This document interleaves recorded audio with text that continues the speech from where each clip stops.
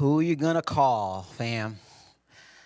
It's a question we're gonna wrestle with today. Who you gonna call? Who are you going to call? I was in the shower preparing this series several months ago when I first thought of that question, and maybe this might be hard for some of you guys to believe because you believe what I'm about to say because you're still trying to figure out this whole faith thing, but I promise I'm not just saying this. As I stood in the shower several months ago shampooing my luscious dreads, thinking about this series that we were gonna have, I really believed in that moment that the reason I thought about that question is because God was actually speaking to me in that moment. That, or was it Chipotle I ate the night before? I don't know. But either way, I felt like as we were starting this new series, having a conversation about friendship, that I was supposed to come up here today and ask you this question: who you gonna call? Now, I heard somebody already say it before. If you grew up in the 80s or you were alive in 84, this shouldn't be a hard question for you to answer because you were there when Pete and Ray and his friends first posed this question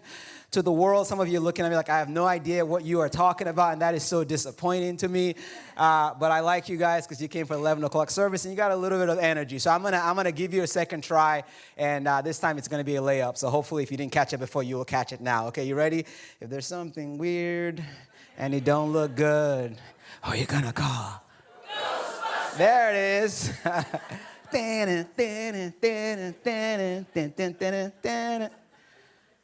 Some of you are looking at your friends like, what is going on? Is this really your pastor?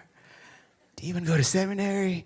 You know, the answer is no, I didn't go to seminary. But I did go to a leadership institute. I got a certificate, which is pretty cool. Also, I'm an ordained minister in Ohio. And yes, I'm well aware that all you have to do to be ordained is to pay $9.99 to the state of Ohio. But I don't know who's asking, but anyways, the whole point is that as we kick off this conversation, the question I'm hoping everybody will be able to answer, or at least take a step towards answering, is who you going to call? Ghostbusters aside, if you guys don't mind me switching lanes for just a second, who you going to call when you're in the eye of the storm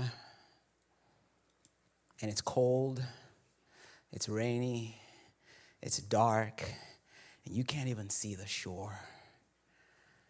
Who are you going to call? Right? Who are you going to call when you feel like the world and the walls are closing in on you? And I don't know if you've ever been in that place where you're not even sure if you can take your next breath. Who are you going to call?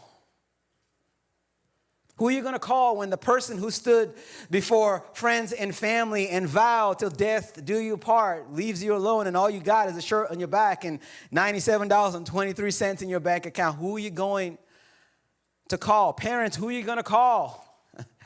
When your teenager comes and say, forget you, forget church, forget Jesus, forget everything that you've ever taught me, who are you going to call? Who are you going to call if you ever find yourself in a place where you're too tired to even lift your hands in prayer because you've been praying for a long time and you just need somebody to come alongside of you and hold your hand up like Moses needed his friends to hold his hands up? Who are you going to call?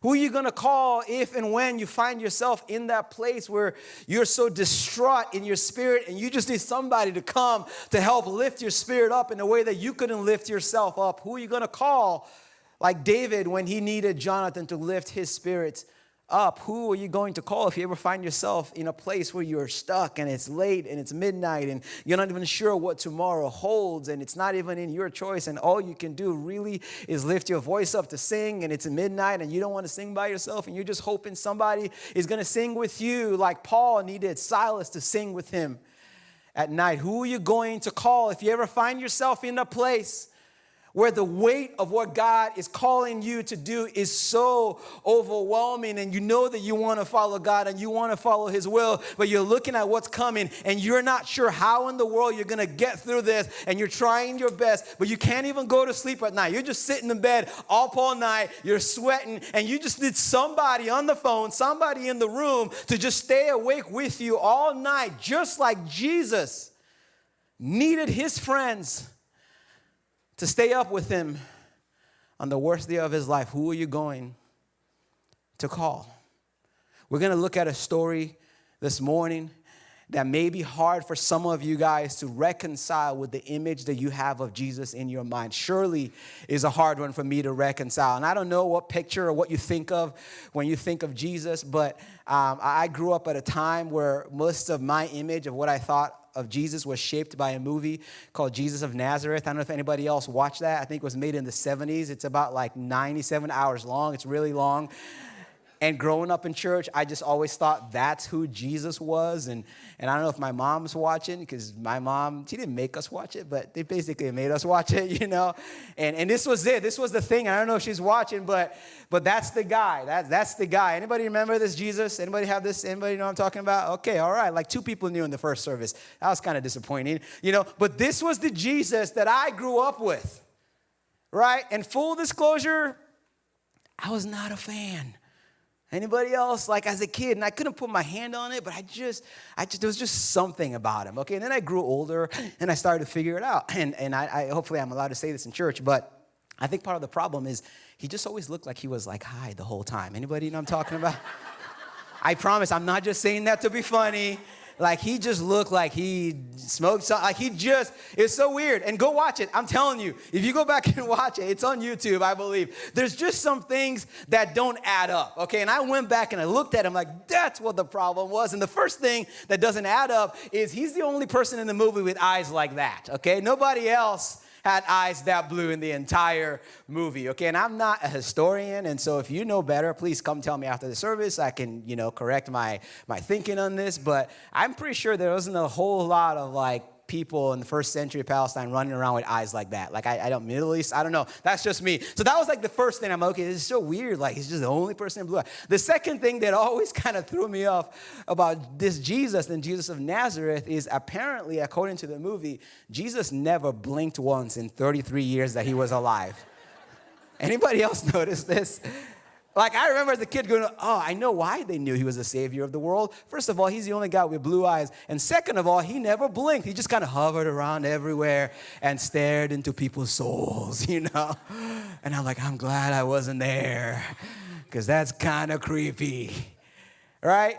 And we all have this kind of weird image when we think of Jesus. And to be fair, I understand why maybe the people who wrote the movie made Jesus to look like that. My guess is they wanted us to know that Jesus was not like us, right? So he's the only guy running around with blue eyes, and he's gazing at you like he's stoned. And part of it is because they want you to know that he's nothing like us. And to their credit, they're right. Jesus of Nazareth was nothing like us. And yet, the writers tell us that he was everything like us. And I think that's the part that I missed. Right, that's the part that we miss. I think I understood that Jesus was God, but I never really understood that Jesus was fully man. Right, I understood his divinity, but I don't think I ever really understood his humanity. And because I didn't understand his humanity, maybe some of you guys are in the same place. I didn't think Jesus could relate to me. Right, I'm just like, okay, this blue-haired European guy floating around. I'm like, he has no idea what I'm going through, And then I started to read the gospel accounts of the life of Jesus. And you guys, I started noticing things I didn't notice before. I started reading things, and I'm like, this Jesus that I'm reading about, he's not like Jesus of the Nazareth. I'm like, what is going on? Like, this feels a little bit different. I started noticing things about Jesus that were so crazy. Like, I get nervous saying it out loud because I feel like people will think I'm a heretic. Can I show you a picture of Jesus that you may have a hard time reconciling with what you think of Jesus? Let me give you a little bit of a context before we jump in. Jesus is moments away from a sequence of events that's going to lead to his arrest and his death. Okay, so Jesus gets arrested, spoiler alert, dies on the cross, comes back out of the grave 3 days later. You guys all know that, right? We got it? Okay. Some of you are like, I didn't know that. Surprise! But right before Jesus is arrested and thrown into jail, the writers allow us to eavesdrop on one of the conversations that he has with some of his closest friends. Now, a lot of us use the word disciples, and that is the biblical way of saying it. And we're going to look at this in a couple weeks. But in John chapter 15, Jesus looks at his disciples, and he says this to them. This is amazing. He's like, hey, I just need you guys to know, I no longer call you servants. I call you friends. So just imagine what that was like. Imagine you're at the coffee house with Jesus at Starbucks. He's hanging out, and Jesus looks at you, and he's like, fam, I just need you to know, man, you're my friends. Right? You're my people now. So Jesus had already had that conversation to let him know that they were his people. They were his friends. And then this is what the writer tells us happened. If you have a Bible, Matthew chapter 26. Amazing. It says this in verse 36. It says, then Jesus went with his disciples, again, his friends, right? They weren't just students walking around with a little iPad taking notes for everything he said. These were his friends now. These were his people. Important context for what's to come. He went to a place called Gethsemane. Okay, if you have a Bible with you and you got a pen with you, I want you to underline the word went, with, and place. You can underline it, circle it, highlight it, whatever you've got. If you have permission to do that, by the way, I write all kinds of random stuff in my Bible, okay? But you can do that, and I'll tell you why in a little bit. So Jesus went with his friends, his disciples, to a place called Gethsemane. Gethsemane is a garden. We're going to talk about that in a little bit. And then he said to them, sit here while I go over there to pray. Now, if you've read a little bit of the story of Jesus, you know that this is not unusual for Jesus. Okay, it's not unusual for Jesus to go somewhere with his friends and then just kind of peace out and go do his own thing and go pray with God, right? Jesus is like that friend that you invite to something and he always leaves early. Anybody got a friend like that? Anybody got any friends like that? Nobody? You guys got that friend where you invite him, like, come to the game, and they're like, I got to leave. You're like, it's not even the third quarter yet, you know? Like, come eat dinner with us. The apps aren't even out yet, and they got to go somewhere. That's Jesus. Okay, the Bible says in Luke, I think 5:16, that Jesus often withdrew to lonely places to pray. So Jesus is the guy where you're hanging out playing cornhole, and it's his turn to bowl or whatever it is. And you're like, where'd he go? And they're like, he's gone, man. He's gone. He's praying somewhere in some mountain. So it's not unusual for Jesus to be with his friends, to be with a crowd, and to just kind of sneak out to go spend time with God. And that's what we see happening here. What's, however, unusual in this particular story is what Jesus does afterwards. So listen again to what the writer says. The writer says this, right? It says that Jesus went with his disciples. They went to a place called Gethsemane. And then he said to his friends, he said, hey, guys, I want you to sit here, and I'm going to go over there to pray. Normally, he just kind of sneaks out. But this time, he's like, I'm going to tell you guys what's going on. I want you to understand what's happening. And then he does this. Verse 37. It says, then Jesus took Peter and the two sons of Zebedee along with him, which we know are John and James. And so again, Jesus takes the crowd. He takes Peter, James, and John with them, and he began to be sorrowful. I need some help preaching this. Who wants to help me? James, you want to help me? All right, anybody else want to help me? I need some guys who want to help me out preach this. You want to help me? Come on, man, come help me preach this. He's looking at me like, please don't pick me. Cole, you want to help me? Come help me preach it. James, come on up, man. You're the only James that's sitting right there. He's looking like, is there another James? Come help me preach. You guys can just stand over here for just a second. Thank you, my man. All right, awesome. How you guys doing? You guys doing good? Okay, awesome. Yeah, they're like, I don't want to be up here at all. Is there anybody that wants to be up here? You know, no one? Okay, all right. So here's what's happening. I just need you can actually sit. Just sit for a second. You guys make yourself comfortable, okay? I just want you guys to help me kind of make this tangible, okay? So listen to what's happening here, okay? Don't miss this. This is incredible. So Jesus goes to his garden with all of his friends. And when they get to the garden, he tells all his friends to sit down, okay? So imagine you're one of his friends and you're sitting in the garden. So you're just sitting there going, I don't know why we're at the garden, but Jesus wants us here, so we're going to sit down and pull out our phone and go on Facebook and poke people, whatever they did back then. And you're hanging out in the garden. And the writer says that Jesus then proceeds, he tells them that he's going to go pray, and then he takes 3 of his friends. All right, we know there's at least 12 of them, but he picked 3 of them, right? Peter, James, and John. Who wants to be Peter here? Who's loud? Peter's loud and obnoxious, and you're a little loud? Okay. You volunteer. That's a good Peter right there. He's like me. I don't know what you need me to do, but I'm in. That's Peter right there, right? You got to jump in and ask questions later. Okay, so you're going to be Peter. So Jesus takes 3 of his friends, right? And he pulls them aside. The rest of them are just sitting in the garden, just doing whatever they're doing. And he pulls them aside. And then listen to what the writer says. He says that Jesus began to be sorrowful and troubled with his friends. Another translation says that he plunged himself into sorrow. Okay, so Jesus pulls these 3 guys apart and he loses it. Right? This isn't like the dramatic Denzel Washington single tear from Glory. Anybody remember that? That's the manliest tear in the history of the world, right? Just a single tear, and you're like, this is amazing. That's not this. No, the picture the writer's painting here is Jesus is with these guys, and he completely loses it. It says that he was sorrowful, and he was troubled. And then listen to what he says to them. He says, my soul is overwhelmed to the point of death. Just think about that. Okay, I know we read these stories like, oh, the Bible. Just try your best. I know it's hard, but imagine, just try and picture yourself in the garden. It's Jesus, the Savior of the world, and he pulls his 3 friends aside, and he is so overwhelmed, and he is so just overcome by sorrow of what's to come. And he looks at them and he tells them, he's like, guys, I know that I'm Jesus, and I know you don't really fully know what's going on. I just need you guys to know I am so overwhelmed right now, and I just need you to stay with me. Can you just, I don't want to be by myself. I don't want to stay up by myself because something's coming. You don't understand it. I understand it. It's a whole lot. And I just need you to stay. Can you stay up with me? Come on now, Peter. I just need you guys to keep watch with me. And if that were the end of the story, that would be enough, I think, to shadow what most of us think about Jesus, but he takes it a step further. This is so crazy. I'm telling you, I read this and I'm like, I don't even believe, like it's so hard for me to even imagine what it was like to have been there. Jesus says that to his 2 friends. And then the writer tells us this. He says that Jesus then leaves them. So remember, he came with 12. He left the disciples, pulled the 3 apart, broke down in front of them, and then he left them. And he says he went a little bit further. And the writer says he fell on his face. So just imagine that. I would go on the ground, but you guys won't be able to see me online. But just imagine Jesus left his friends and he just completely fell on his face. And the writer doesn't give us a lot of details, but can you imagine what was going through their minds? Okay, imagine what was going through the minds of Jesus' 3 closest friends when not only did they see him break down, but imagine what it was like for them to see him just take a few steps. And I don't know how far he walked, and he just fell on his face. They saw this guy raise the dead. They saw him calm the sea with a shh.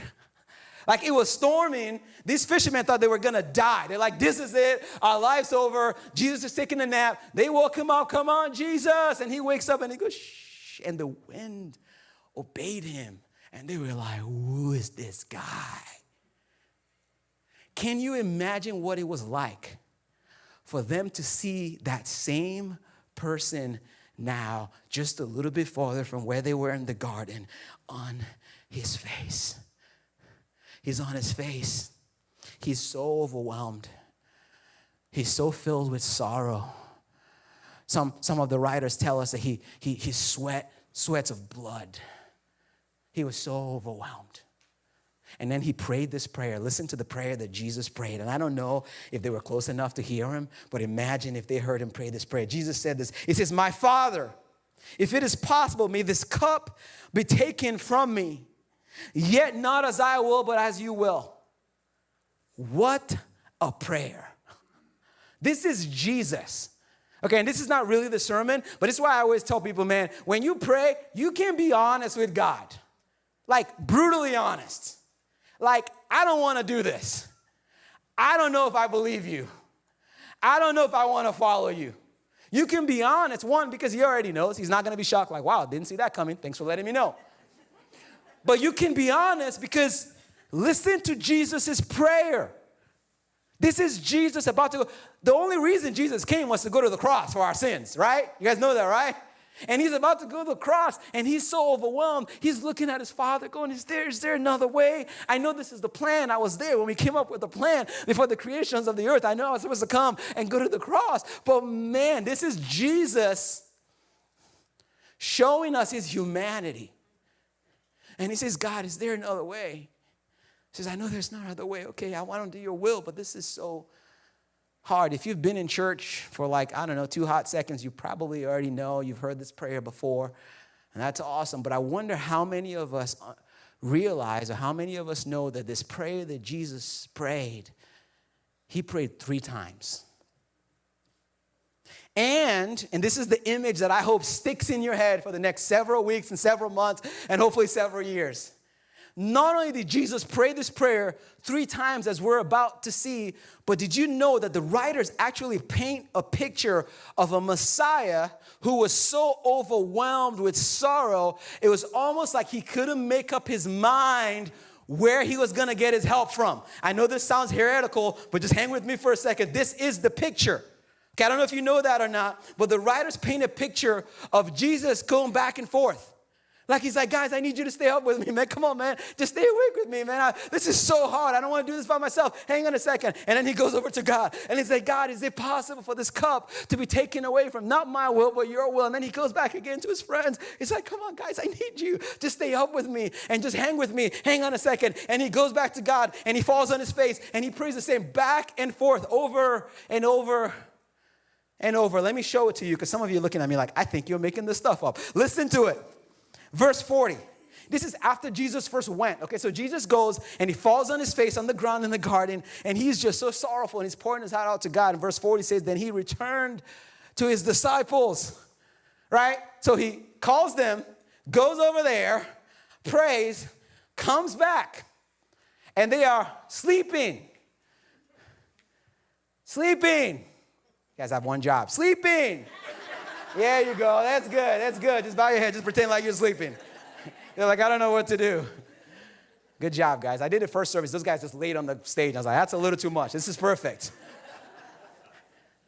So he comes back. They're sleeping. At which point, I would have been like, yeah, I knew it. I couldn't depend on you guys anyways, you know, whatever. Slide, just go. I would have been like, hey, you know what?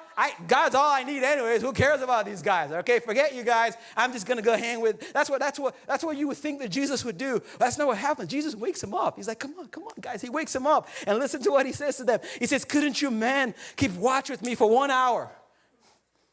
He asked Peter. I love that. He's like, Peter, come on, man. I get it if these guys fall asleep. You're Peter, right? Peter's the guy who's like, ride or die, man. Like, you're my dude. If they all fell asleep, I figured you would stay up. But Peter was so tired, he could barely keep his eyes open. Jesus is like, come on. And then he says, watch and pray, Jesus says, so that you will not fall into temptation. The spirit's willing, but the flesh is weak. So Jesus is saying, I know that Peter, I know, James, John, I know you guys want to be here with me. I know that you want to, but you're so tired. I get it. I know you want to do it, but you're tired. So here's what I'm going to do. I'm going to go back to my Father. And so verse 42, so he went away a second time, came all the way back in the garden, and he fell on his face, and he prayed the same prayer he prayed in verse 39. He says, Father, is it possible? Let this cup be taken away from me unless I drink it. May your will be done. And what does he do again? Verse 43, he came back. And once again, he found them sleeping. That was great. He says, because their eyes were heavy. And so he left them and went once more and prayed a third time, saying the same exact thing. And then he came back again. And he says, are you still sleeping and resting? Look, the hour has come. The Son of Man is delivered into the hands of sinners. Rise, let us go. Here comes my betrayer. Is it just me, or does anyone else find it a little bit odd and somewhat maybe unsettling? And maybe you're like, that doesn't fit with the picture of Jesus I thought of, that they're painting a picture of a guy who's so overwhelmed with sorrow and so overwhelmed with what's about to happen that it's almost like he's stuck in this tension. Like he doesn't know where. He's like, I need you guys to stay up with me, but I gotta go to my Father. And he's praying this prayer. He's like, but I need my friends. I need my Father, but I need my friends. I need my friends, but I need my Father. I need my friends, but I need my Father. 3 times he kept going over. Let me put it in context of our conversation, the question I asked you earlier in case you're not catching it.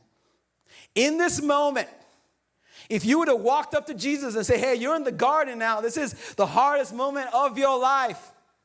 Who are you going to call? You know what Jesus would have said? I'm going to call my Father because I need him to do what only he can do. I'm going to call God. I'm going to be honest with him over the phone because I need him to move right now. And I'm going to call my friends. I'm going to call my Father and I'm going to call my friends. I'm going to call James. I'm going to call Peter. I'm going to call John. And the picture that Jesus is painting for us here is one in which he is not only showing us how life is meant to be lived, but he is reminding us that God created us to live in a tension of I need God, ... But I also need my friends. You guys can go sit down. Can you guys give these guys a hand? Thank you guys for helping me preach this. Okay, so I want to say something to you guys, and it's going to sound kind of crazy, and I hope you don't leave or sign off the stream because you're like, Sammy, don't lust his mind, okay? Like, what is he talking about? This is heresy. I'm going to say something to you guys. Just hang with me here, okay? Give me a second to make my argument, all right? You ready for this? I say all that to say this. God is not all you need. Okay, sorry, not sorry to the songwriters and preachers like me who have championed that narrative for years and years, and we've come up and I've done it, and I preached the sermon, like, God's all you need. And you're like, yay. No, he's not. Somebody ask me why. Please ask me why. Thank you. I love it when you guys talk back and forth. It's my favorite part of preaching. You know how I know that God's not all you need? Because God tells us he's not all we need. Now, I get it, okay? Don't miss the point. Obviously, God is everything. Obviously, God is enough. Obviously, he's not a means to an end. He is the end. We're in this for God. It's all about God. It's all through God. It's all for God. Jesus is the lead story. All of that is true.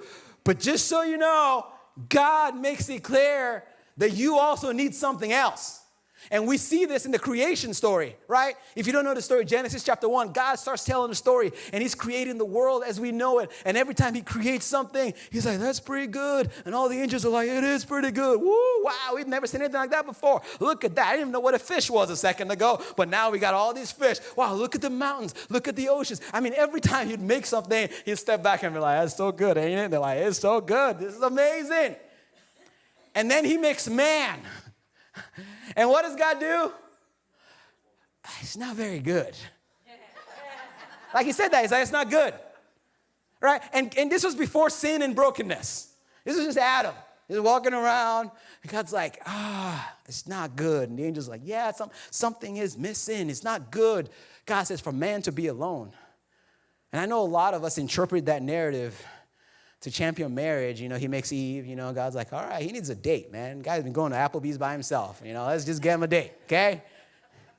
That is a part of the story, but I believe that what God is communicating in their narrative was so much bigger than marriage. Marriage is God's idea. Marriage is an amazing thing, but this was bigger than marriage. This was God's way of letting humanity know that we were created to thrive in the context of community. God's like, God lives in community. God's not alone. And he's like, it's not good for him to be alone. This is God declaring that not only does man not good for man to be alone, but this is God telling us that we don't just need him, we need people. I'll give you another one if you're like, I don't know if I'm convinced on that one. How about Jesus? Jesus shows up. And you've been around a while. You've heard me say this before. Jesus shows up, and he's got 3 years to change the world. And what is the first thing that he did? I got to get me some friends. And I'm like, what? Really? That's the first thing you're going to do? Again, I know we think disciples, like he's just teaching them. It was more, Jesus clarified the relationship. He's like, y'all are my friends. That's the point of all of this. And I read that and I think to myself, that doesn't make any sense. Because if anybody could argue against needing friends and people, it was Jesus. All right, if I'm Jesus, I'm rolling in town and go, I don't need nobody. Definitely not the fisherman.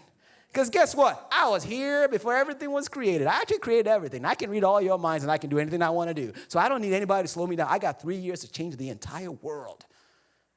Get on the bus or get run over. That's it, man. It's just me. Solo. That's me. Right? That's what I would have done. I ain't got time for people. I ain't got time for friends. And no, first thing Jesus does, and we're going to look at this next week, he's just like, hey, man, you want to hang? Follow me? And they're like now? He's like, yeah. Like, we're just going. Yeah, man, where are we going? I don't know. Figure it out as we go. It's going to be awesome. Your life's going to change. I'll make you fishing. I'll make you fishers of men. And they're like, they're looking at their dad like, can we go? It's like, oh. And he puts a group of friends together through the whole journey. And we see Jesus on what is arguably maybe the worst day of his life. And we see him lean on his friends. Isn't that something? That Jesus, the Messiah, the one who raised the dead, is looking at Peter, James, and John, mortal men. It's like, I just need you to just stay up with me. can you just keep watch with me tonight? Can you just, yes, come on, man. This is hard. I just need you to be there with me. Every time I read that narrative, I think to myself, how arrogant am I? If Jesus, in that moment, kept going back and forth between God and his friends, if he's looking at him, come on, I just need you to stay up. Come on, Peter. If Jesus needed them in that moment, how arrogant am I? And how arrogant are you? How arrogant are we to say, man, I just need God? And Jesus is going, yeah, that's great. You do need God. But guess what else you need? You need people. You need friends. Not just friends you watch the game with, play video games with. That's great. But you need people that can go in the garden with you. You need people that you can pull aside and say, I'm not doing great. You need people in your life. You need friends. Not just that you call on the worst day, but that are a prioritized part of your life. I want to read you guys a passage in Scripture that I hope just blows your mind, because that's what it did to me when I first read it. It's the same story told now by John. So John chapter 18, if you have a Bible. So you remember Jesus took Peter, James, John in the garden with him? You guys remember that? Like a second ago? Those guys up there? Okay, so John is one of those guys. Thank you, whoever's saying yep over there. Appreciate it, all right? It's good to not talk to myself up here, all right? Okay, so John chapter 18. So John is one of the guys, and now he's telling the story from his perspective. And I want to show you something. I've read this so many times, I never noticed this before. This is amazing. Now, you guys having fun, by the way? If you can't tell, I'm having fun. This is great. Listen to what Jesus says. I love the word of God. John chapter 18. It says, when he had finished praying, this is amazing. He says, Jesus left with his disciples. He crossed the Kidron Valley.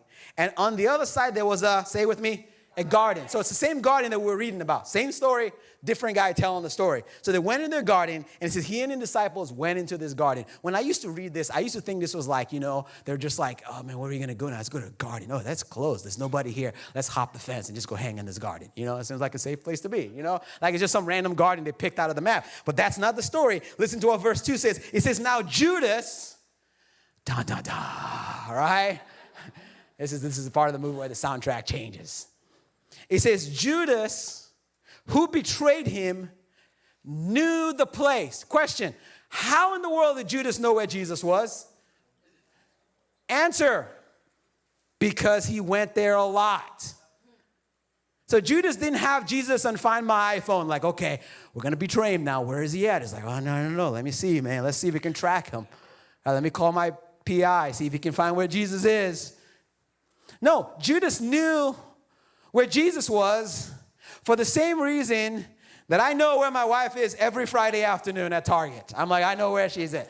Doesn't matter if we need anything from Target. Anybody have anybody else like that in their lives? She's like, I'm going to Target. I'm like, why? Do you have something to get at Target? She's like, no, I'm just going to Target. It's just like a thing that you do. It's like going to church, I guess. She just goes to Target. I don't even ask anymore. It's Friday afternoon, you're going to Target,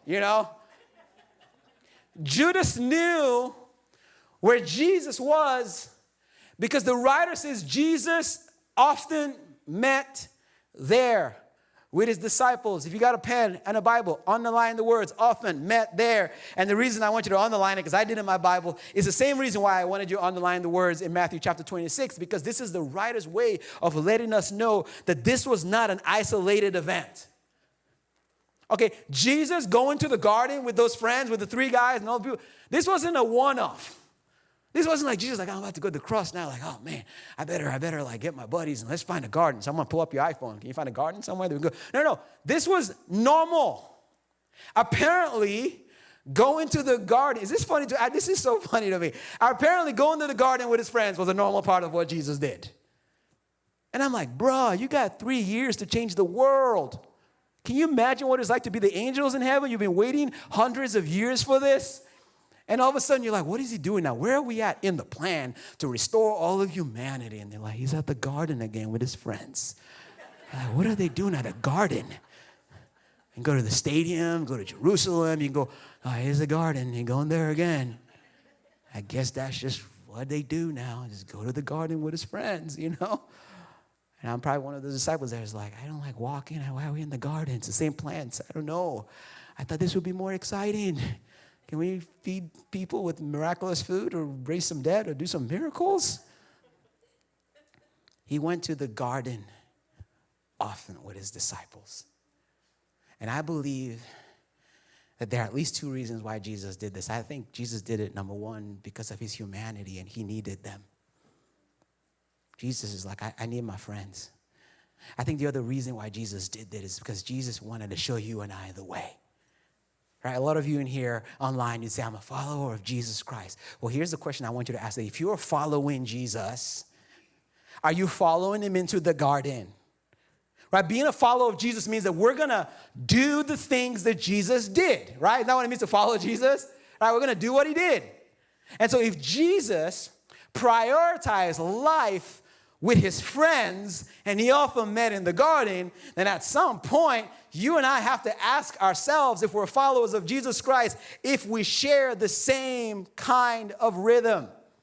Right? At some point, you and I have to ask ourselves, do we share the same tension that Jesus lived in? Matthew 26 paints this picture again of a God who seems stuck in a tension of I need God and I need my friends.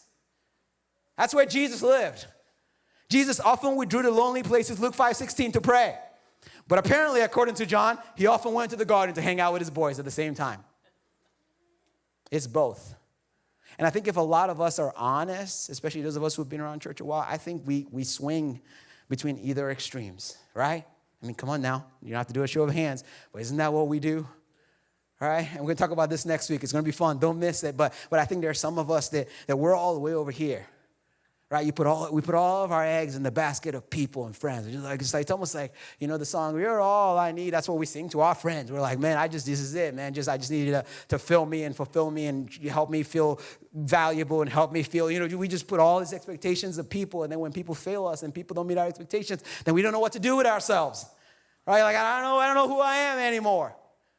And then there are some of us that we're all the way on this extreme, and we're the super spiritual ones, and we got Bibles 5 times the size of everybody else's Bibles. And we memorize all the verses because God is all I need. I don't need people. God's all I need, man. God, it's just me and God, okay? Just get me and God, and we're going to make it through, and we're going to change the world.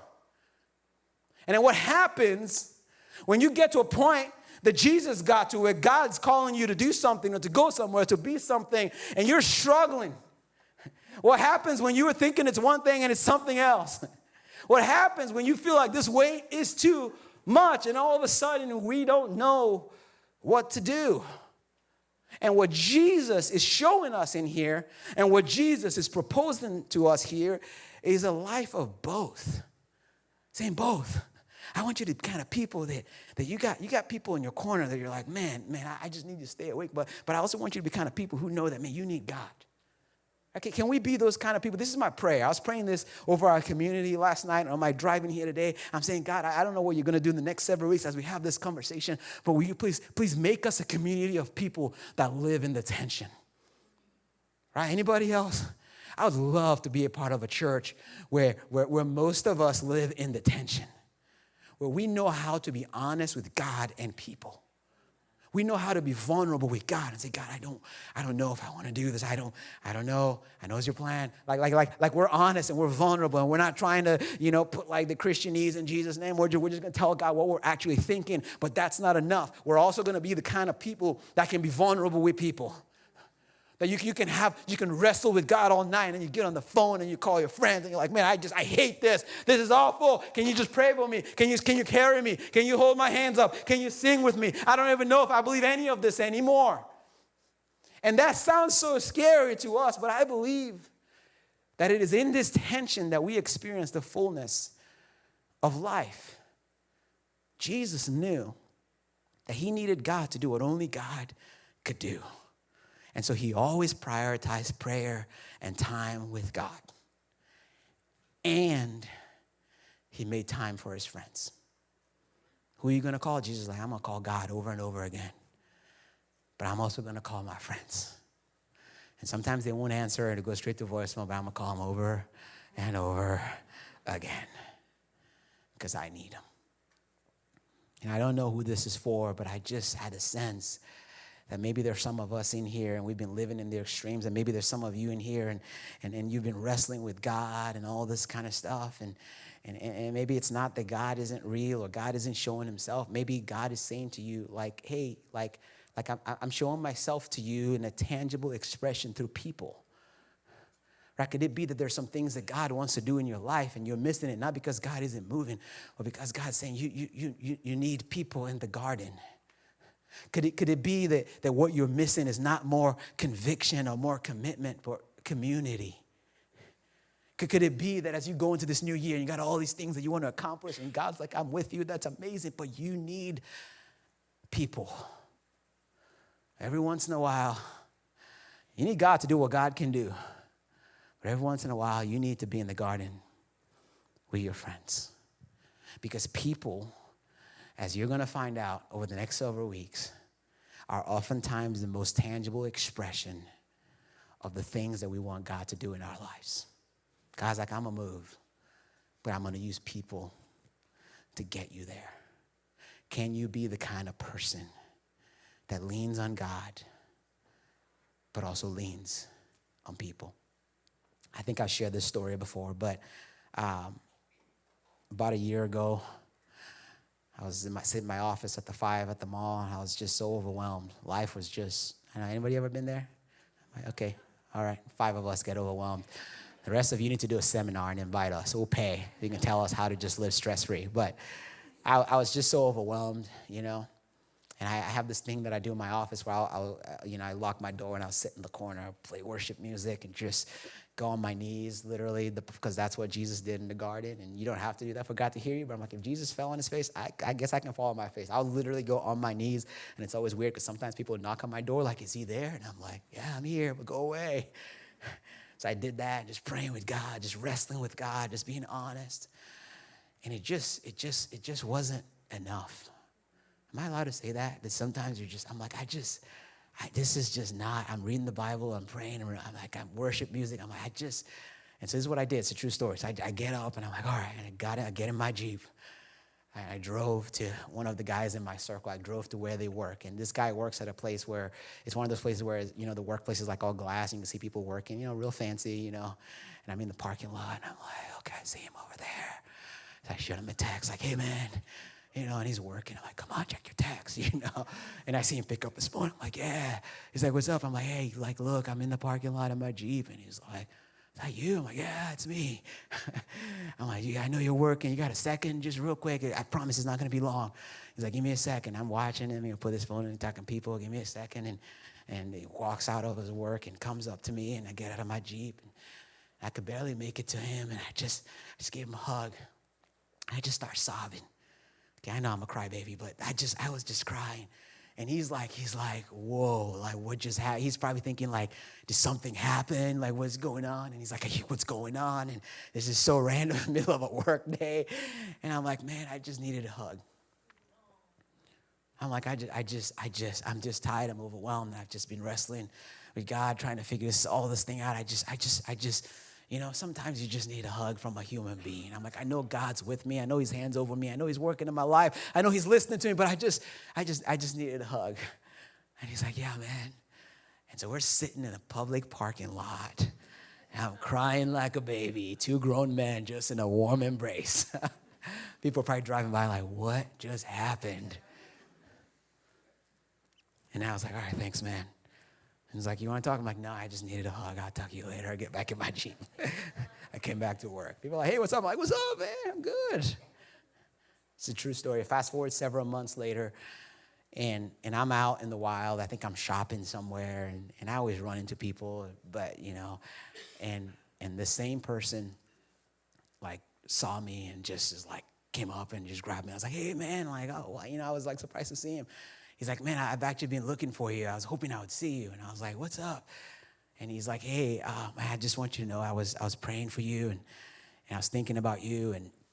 And he's like, I was thinking about your dad, and I know you miss him. It's been gone a while. And he's like, I just had this sense, like I just felt like I needed to just tell you, man, he would be so proud of you. It's like, I just need you to know that. He would be so proud of you right now, of who you are as a husband and father and as a pastor. And I just needed to tell you that and give you a hug. And I'm like, I was just shopping, but sure. You know, what in the world? I got back on my Jeep, I called my wife, and she's like, are you okay? I'm like, I don't know. I met so-and-so, and he just gave me a... Man, I don't know how else to say this, fam. If you don't have that, you are missing out. You're missing out. I don't care how spiritual you are, how long you've been following Jesus, how much Bible you know, how much you pray, how many verses you memorize, how many times you come to service and tithe and all this other stuff. If you don't have people in your life that you can interrupt and work and I just need a hug. If you don't got people in your life who are like, man, I'm praying about you and thinking about you, and I just need you to hear this, and I don't know if you even need it, but I just want you to know that I'm in your corner. If you don't have that, you are missing out on life and what God intended it to be. God did not create any of us to live in isolation. God wants us to not only live in growing friendship with him, God wants us to live in a growing friendship with other people. And so your heavenly Father is saying, hey, I don't only want a close friendship with you, I want you to have a close friendship with other people. Okay, and I'm telling you guys, I used to know this in theory, and then I had kids. Anybody who has kids, and you know what I'm talking about. I will give anything. Oh, man, I'll give anything for my kids to have a great relationship with each other. Like, I would trade if you told me, Sammy, sign on this paper and your kids will never talk to you again, I would be really sad. But they would love each other and champion each other and be kind to each other and show up for each other and stay up with each other and go to the garden often. I will sign it in a heartbeat. And I am telling you right now that your heavenly Father, he's looking at you and he's saying, that's what I want for you. You want the prayer that Jesus prayed? I wasn't even going to say this. Jesus prayed a prayer before he went to the cross. He prayed for us. Like in John, I think it's in chapter 17. Jesus prayed for us. And you know what Jesus prayed for? Unity. For our relationship. He's like, Father, just help them to be one. Jesus could have prayed for anything. And he's like, I'm just praying that they would just... It's because Jesus knew that we not only need the Father, but we need each other. Jesus came not just to restore our relationship with the Father, but he came to restore our relationship with each other. And the more we get to know Jesus, the closer we get to God and the closer we are to get to each other. And so over the next several weeks, I'm going to be challenging us to be the community that understands our need for God and our need for each other. And here's the good news, because I know that we're in all kinds of places. Some of you are like, I got that already, Sammy. And some of you are like, I don't know if I have it. Or some of you are like, maybe I shouldn't say this. A guy came up to me after first service, literally, and we were talking. He's like, man, I don't have any friends. I gave him a hug. I'm like, man, thanks for being vulnerable. You know how hard it is for a grown man to say, I ain't got no friends. And I don't think he was saying that he doesn't have anybody that he talks to and watches his game with or whatever. I think he was just saying, if what you're talking about is like what, like he's like, I don't have anybody I can go in the garden with. You know, and I'm like, you know what, man, I'm going to introduce you to a couple people before we leave. Right? And that doesn't mean that he's going to go from that to like, all right, now we're going in the garden. It's long. It's a journey. But here's the good news. The good news is I believe that this is for all of us. I believe that it is possible for every single person in this room online to experience deep and meaningful friendship. I don't believe it's just for the extrovert or for the lucky people or for the people who just met the right friends. And I believe that God wants this for us more than we want it for ourselves. And I believe that we can get there over the next several weeks if we just take the next step. And this is my favorite thing about having a conversation about friendship and community is that you just got to take the next step. Right? It doesn't matter where you are. If you're like, I got it or I don't got it, just got to take the next step. I'm going to be challenging us in the next several weeks, man. I hope you come to take the next best step towards friendship in some very specific ways. And it's going to be hard and it's going to be challenging, but it's going to be good. Today, there are 3 specific steps that I want to challenge us to take, and I want to encourage you to at least identify one of them. Johnny, if you want to come up here, I'm just going to keep preaching. So that's usually my cue to land the plane when they start playing in the background. But we don't have another service after this, so I guess we can just stay here forever, you know. Sign up, show up, start over, but don't sit out. I want to encourage everybody in this room to find one of those steps to take. For some of you, your next best step towards community is to just sign up. Just say, I'm in. In between services, a good friend came up to me and was like, hey, we just preached the message, but I just want you to know I just walked up to somebody and said, hey, man, let's grab coffee. I was like, that's amazing. Right, the sermon's not even over yet, barely. For some of you, signing up is saying, I'm going to, shameless plug, I'm going to sign up and be a part of a group. Okay, and look, I know I'm biased, whatever. I don't care. I'm telling you right now, the best context for connection at Soma City Church is a circle. And you got to sign up. And for some of you, that is scary. You're like, oh man, I don't know if I want to sign up, be in a circle and be in a group with people. I don't know if I want to do that. I get it. It's scary. Okay, can I tell you what's scarier than that? Being alone. Can I tell you what's scarier than that? Regret. Can I tell you what's scarier than that? Getting to the end of your life and God's gonna have all these things that I want to do in your life, but you could never get there on your own. Like, it's not like I wasn't working in your life, but you kept insisting to go on a solo mission. I created you to go on a mission with people, right? That scares me. That terrifies me. And God's saying, I want to take you to a place with people. And so if you're in the room today and you're not a part of a group, or you're not in a circle, you don't got a group of people, maybe that's your step, is just sign up. Like, sign up. Just do it. Okay, we got 50 people signed up last week, which is so amazing. There's a critical mass of people saying, yes, I want to be a part of it. And I don't know if I'm supposed to say this kind of stuff, so Jeremy, just nod or just say stop if I'm, but just so you know, before you sign up, just to kind of set the stage, at Soma City Church, like our circles are kind of unique. It's not a Bible study. All right, there's nothing wrong with Bible studies. I love Bible studies. I love the Bible. I love studying the Bible. I think Bible studies are great. But our win is not Bible study. We do study the Bible, and we encourage groups to study the Bible. But that's not the win. The win at Soma City Church, when we say circles, is high community and high mission, which is a really churchy way of saying that we want to do groups in a way that it is possible for your neighbor who would never step foot in the church to sit and be a part of the conversation. And it is possible to do that while you are deepening and not compromising your relationship with God and people. And I'm telling you, like, when we started this idea of circles, I didn't think it was possible. Right? I thought it was oil and water. I'm like, what? How is a neighbor who doesn't care about God going to be in the same room and then I'm going to like go deep? That doesn't work. First, they're not going to want to be there. And why am I going to? Man, I cannot be happier to have been wrong. Like, I'm so happy I was wrong. And I'm telling you, it is possible. I've seen it. It happens every other week in my group. I got people who are in our group sitting down. Like, I got a neighbor who's always telling me, man, I don't believe any of this stuff and blah, blah, blah, And then he comes and he sits down, and we don't hold back. We look at the Bible. We talk about Jesus. We do it in a winsome way. We go deep. We're honest. Hey, man, my marriage is struggling right now. I mean, how's that for deep? You're sitting there with people who don't believe in Jesus, and you're going, I'm struggling. We're not doing good right now. We're not doing good at all.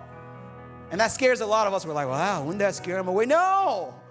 They're like, finally, some vulnerability.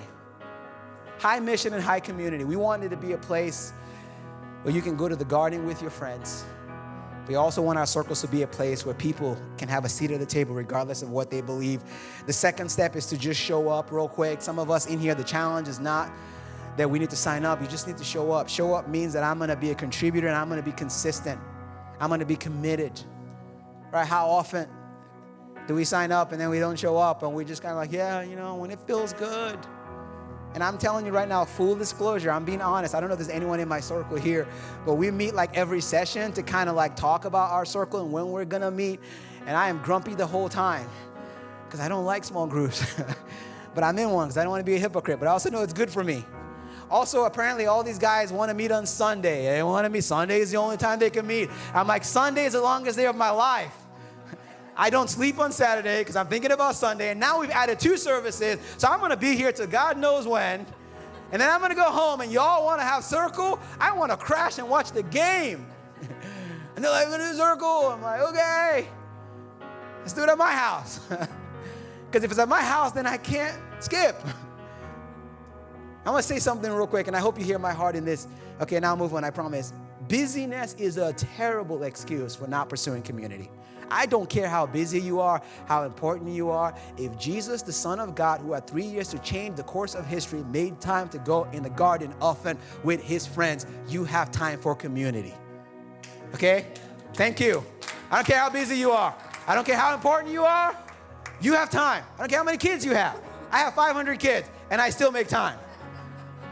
Only 5, but same difference. Feels like 500. So don't just shine up, but maybe some of you showing up, just saying, man, I'm going to be committed.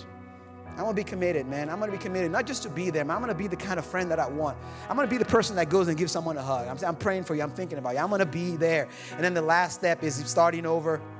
Maybe for some of us, you're like, man, I tried it before. I've been in groups before, and it didn't work. And what you're describing about circles is not what we're doing. And here's what we're doing. We're giving everybody a one-time opt-out.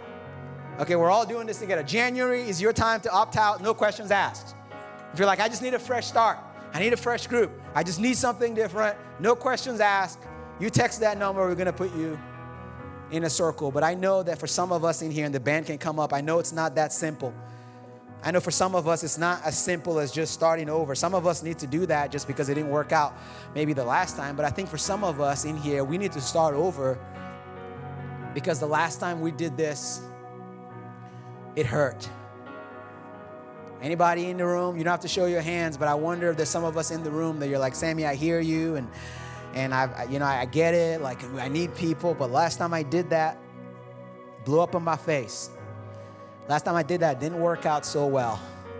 Last time I committed and contributed, it kind of ended bad, and they stabbed me in the back and they left me. And if that's you, man, I just want you to know that I'm praying for you. I want you to know that I understand that it can be really hard to start over when people let you down.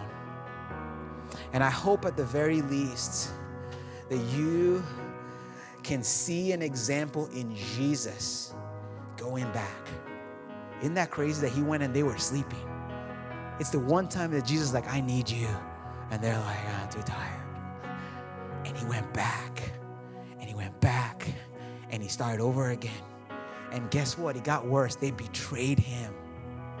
And guess what Jesus did? He went back. I'm not saying that we need to stay in toxic and unhealthy relationships. Some of those you may have to leave behind. What I'm saying is, let's not let past relationship and hurt stop us from experiencing what God has for us. And so if you need to start over, here's your permission to a fresh start. But do not give up.